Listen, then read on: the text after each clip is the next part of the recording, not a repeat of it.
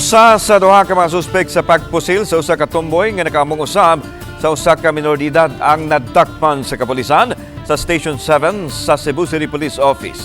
Ania ang report. Natanggong na karon sa detention facility sa Station 7 sa Cebu City Police Office ang suspek nga una nadakpan sa gipahigayon nga bypass operation sa sitio Upper Tabucanal, Poblacion Pardo, Cebu City. Nakuhaan siya og kapin 10 gramos sa ginurahang shabu nga mobalor og 70,000 pesos.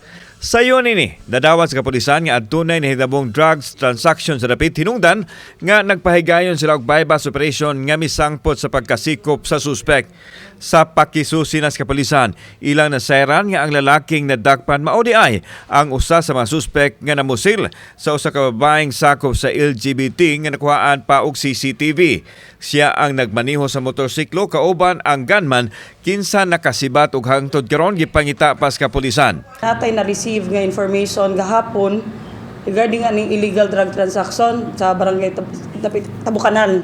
And then to gyatuan sa atong operatiba gasahan na to og bypass operation.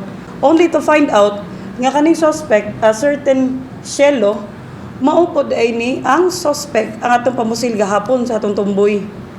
So at least kahit papano, nadakpan na to ang usa sa suspect. And as to the unsay ang participation atong pagpamusil, mauni ang nakita nato sa CCTV nga driver. Nasayran nga love triangle ang nitabo diin kan hinigugma sa biktima. Ang babae nga kasamtangan usab nga karelasyon sa lalaking suspek nga maoy mipusil kaniya. Nakaangkon og upat ka samad pinusilan ang biktima nga nakaron sa tambalanan. Samtang natapsingan sa pagkaigo sa tiil ang usa ka 16 anyos nga luwas na usab ang kahimtang. Hopefully kung mo surrender na lang mas mayo kasi anytime madakpa nagyapon ka.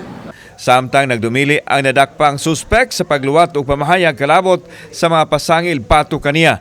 Apan ang iyang inahan nga nagpa-interview og misugot nga nganlan siya sa mga tigbalita kinsa dili makatuo nga naapil sa krimen ang iyang anak.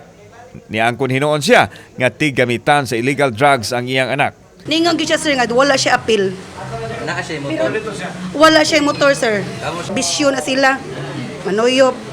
Karon nanuyop daw sila. Kauban si Clover Lumayag, ako si Alan Domingo.